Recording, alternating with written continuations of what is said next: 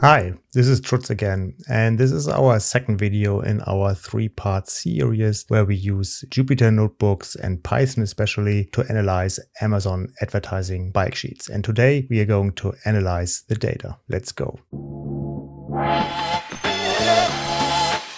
So in our first video, we already loaded the data so that we can now work with it. So what we did, for example, is we loaded our sponsored products data, we loaded the sponsored brands data, and here we basically had two sheets, one for sponsored brands campaigns without ad groups and ones with multiple ad groups. And we also loaded sponsored display data. We checked if all the columns we expect are there. And we also had a quick first look at our data. For example, here are all things from the sponsored products data frame. And we looked at the column names and we looked at all campaigns, for example. And one thing we also did is we created a new data frame which includes all campaigns from all products. So from a sponsored product, sponsored brand, sponsored display. And then we did some first analysis where we just looked at some data here, for example, sales, spend, ACoS and ROAS per product. And we also did some very simple plotting here, the same thing basically as a plot. And we already did a kind of scatter plot here where we looked at all campaigns based on spend and ACoS. So this is what we covered in the last video. Please check it out if you haven't done so. But now we will pick up from here and now we'll take a closer look at the data. And one thing to remember is we also created some variables here so that we don't work with values or column names directly, but we created for each column a variable and for some values as well. So if we want to filter by campaign, we always use this value campaign. Okay, so let's jump right in here and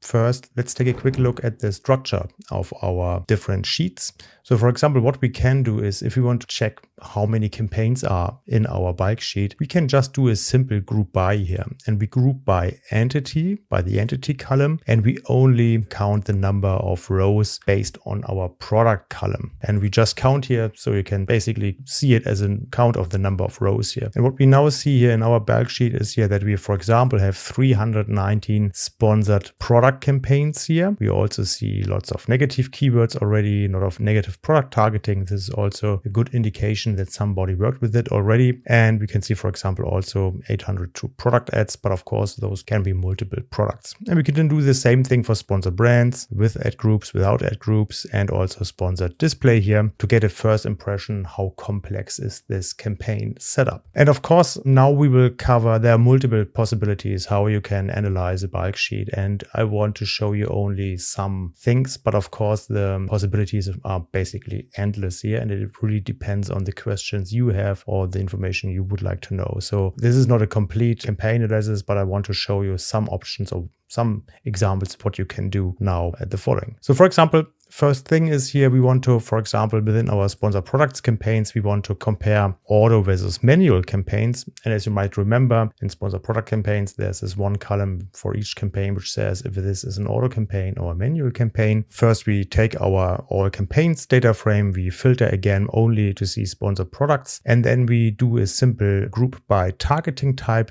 Targeting type is this column which says basically manual or auto, and we only are interested in our column sales and spend, and we are doing sorted by sales descending so that we can see, okay, how much sales and spend do we have in manual campaigns and how much is going on in sponsored products auto campaigns. And we already create a new column which is our ACoS, and we just divide spend by sales, and then we can see, okay, our average ACoS here for our manual campaigns is 19%, and for example for the auto campaigns are 22, and there's quite some stuff going on there. This is just one example. For sponsored products, something else we can do is, for example, we can check, okay, what is the split between keyword targeting and product targeting, for example. And we basically first define a filter here based on our entity. We filter for keywords and we filter for product targeting. And then we just do the same thing. We just group by the entity again. And same thing, we sum by sales and spend. And we just again calculate our ACoS here. And then we can see that that there's a lot of going on in keyword targeting, but also in product targeting as well. Pretty much similar values here, 30K here in sales in keyword targeting and 21 in product targeting. And then it's getting a bit more complex, and I don't want to go into the full detail of what is going on here. Feel free to take a look yourself later on. But what we are doing is here now we are combining basically those two things to split it down into auto targeting and manual targeting, and also in keyword targeting and product targeting. And I will show you how this looks like later on. It's a simple table here where we see, okay, for auto campaigns and manual campaigns, how much is going on in sales and keyword targeting, sales, product targeting, everything. So this is the total of sales. And the same thing here for keyword targeting, product targeting, and spend. And then again, we can create an ACoS for keyword targeting, ACoS for product targeting, and ACoS overall again. So here we can still see those 22 and 19% we already saw, but now we can also see the split between keyword targeting here and product targeting. Yeah, and basically this is just some pandas pivot magic where you can see how this works. Some other simple analysis is if you want to see, okay, what are my top campaigns by sales, for example, which campaigns are generating the most revenues here. And here we're just interested in a selected number of columns, the product column, the campaign name, sales, spend, and ACoS. Here we can directly take the ACoS column because this is already available. We are not doing any grouping or summing here, so we can take it directly. So we see, and we take our DF all campaigns data frame, which contains all campaigns from all types like sponsor product, sponsor brand, sponsor display. And here we can see these are our top campaigns here in terms of sales and spend and also ACoS. I limited the results to the top 5 elements here. If I would remove that, we would probably see more. And we can do also the same thing for flop campaigns. And what does flop campaign means here? Those are campaigns with the highest ACoS. So we are sorting by ACoS here, descending. But what we need to keep in mind is that sometimes the ACoS is not defined. For example, if we have lots of spend but no sales at all, we can't create this ACoS here. So a better thing would be probably to use ROAS and sort by ROAS ascending and to see which campaigns show up then. But this is just an example here. So here we do just a simple sorting by ACoS and we see those campaigns here, the top 5 campaigns again, which have the highest ACoS here, for example. And if you want to get a feeling about what's your average or what typical costs per click, for example, we can do a simple histogram, which is also quite interesting to get a feeling, okay, what are my typical CPCs here for the different ad types like sponsor product, sponsor brand, sponsor display. And this is based on campaign level. So we take our data frame, which contains all campaigns again. We filter by those who only have a positive CPC. We also calculate the average, which is printed out here then. So our average CPC is here 43 cents. And then we generate a simple histogram where we say, okay, columns should be CPC. We've created some bins here. Those are between 0 and 3 euros with a step of 0.5 cents. And we want to split it by product. Product means sponsor brand, sponsor product, sponsor display, and this is just the size here. And so here we get a nice feeling where our average CPC roughly is, and we can see what the distribution is. If there are some campaigns, for example, which have a very high CPC, and we might want to look at that later. So this is just an example that you can also apply some plotting to your analysis. It doesn't need to be a table all the time, and sometimes a plot or a graph makes things much more easier to read. Now I've created some helper methods here, but let me hide this for now and see why we did it. For example, here I wanted to see what are my top targets now, and targets based on sales, and targets means basically either a keyword or a product targeting expression. So both again. And of course I could do this same as above, just create some things, but I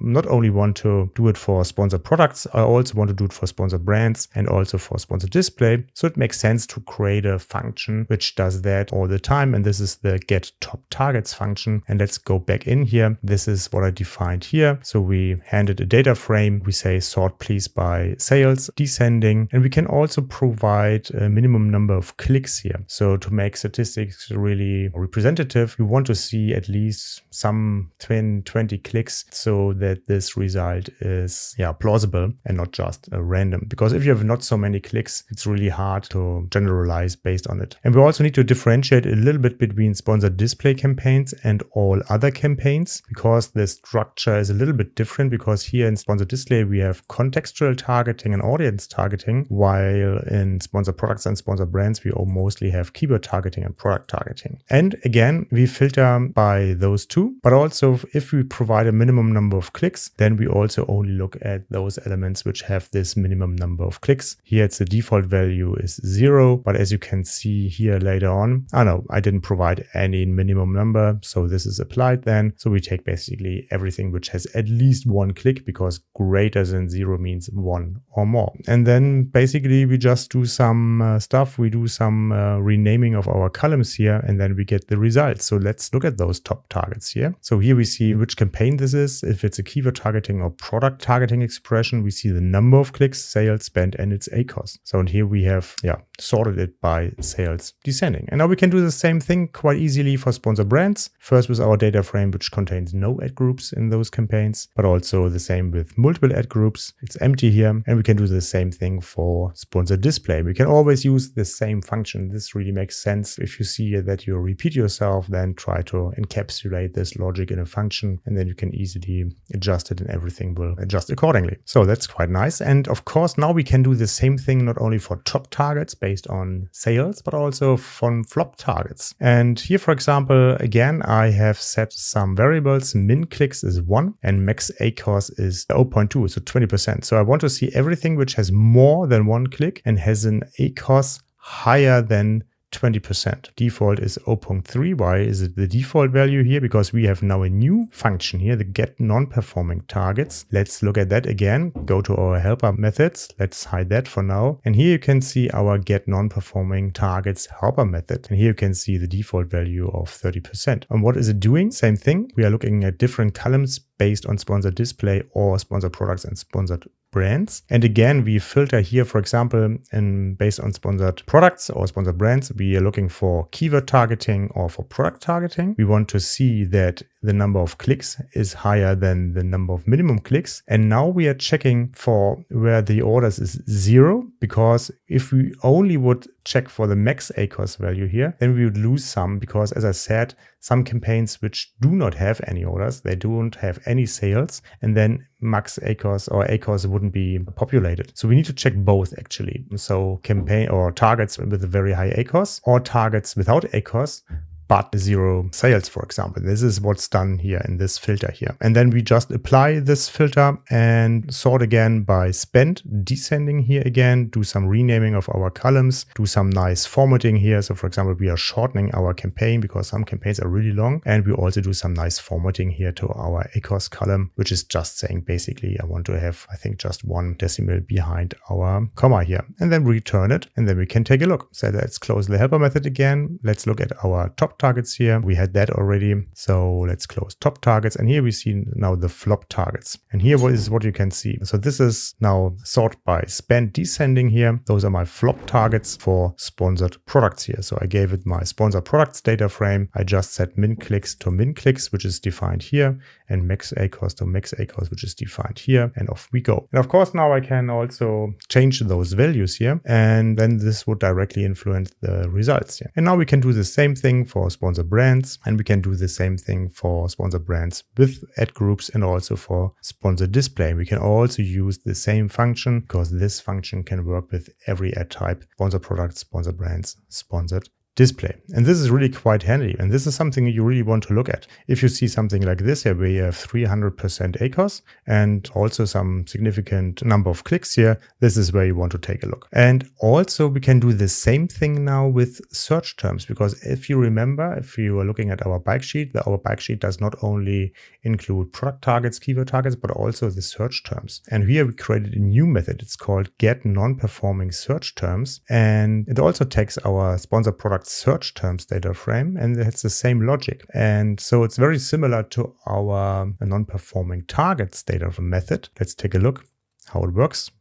Non-performing targets was this one, non-performing search terms is this one. So very much the same thing, but now we are looking at our search terms and not at the keywords, but the setup is very much the same. So let's go back to our non-performing. Let's close the helper method here. Here we have our flop targets, we had that, and here we have the flop search terms. So same thing, we see the campaign, ad group, the keyword text, and now we also have the search term here. And due to the match type exact, it's the same as the keyword text, but we can also see how much spend do we have here, because here, for example, we have this case where we have positive spend, but 0 values. This is some test data, so don't be worried if those numbers are all very small here and don't really match to the numbers you have seen before. It just should show you how it works. And the same works here, for example, with product targeting expressions, where you can also see then, for example, the search term behind it. And now we can do the same thing here, for example, also for our products. Here we get the top products cumulated. So for example, because as you know, a product can show up in multiple ad groups. And if we group everything together, then we can see how much sales and spend a product makes here. And here we have different SKUs here, and we see the sales and spend in ACoS on product level. And we can do the same thing also for sponsored display. And also we can do the same thing for our flop products here. And also things orders are 0 and spend is high, or we can do the same thing on sponsored display level. There's one more interesting information in our bulk sheets, and those are the products which cannot be advertised.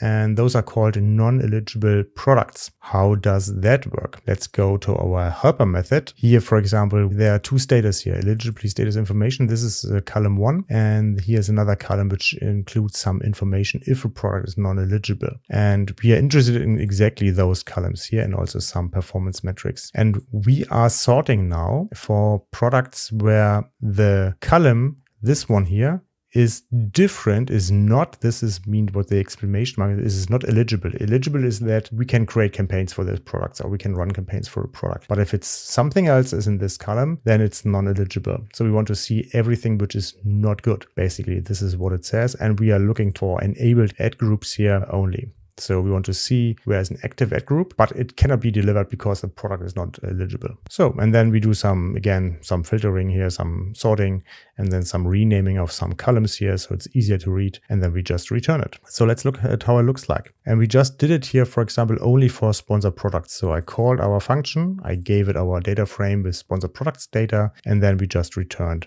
the first 10 result. And here you can see exactly those reasons here. So here you can see the status. This is everything which is not eligible. And here we also get some reasons. Offer must be available for purchase. So we can see which products are related here and some performance metrics. So this is something here where you want to follow up if you think, oh, this should work, and then you can investigate why it's currently not working here. So it's also an interesting thing. Now we're coming already to the end here. Some other thing we can do is, for example, in keyword targeting, you often do offensive targeting, where you go to your target competitor search terms, or generic ones where there is no brand involved at all, or defensive targeting where you bid on your own brand names. And we can check how much sales spend is generated for each strategy. So what we need then is that we need all your brands here. For example, here I just created brands keyword text Lavalis. If I would have more, then I could add them here. So for example, if I'm Adidas, I can also add a space here. So I'm just adding here more brands here as a list separated by comma. I only have Lavalis here, so I leave it like this. And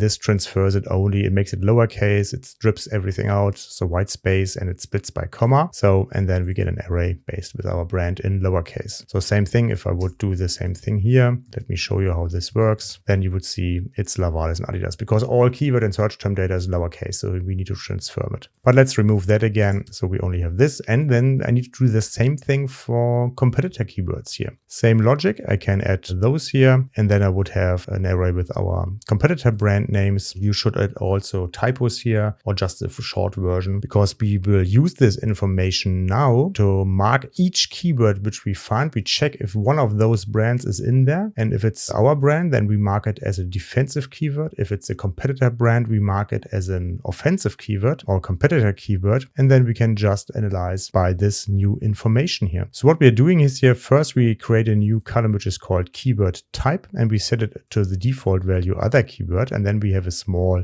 method here, which is then called by our lambda function here for this new column. First we say it's generic.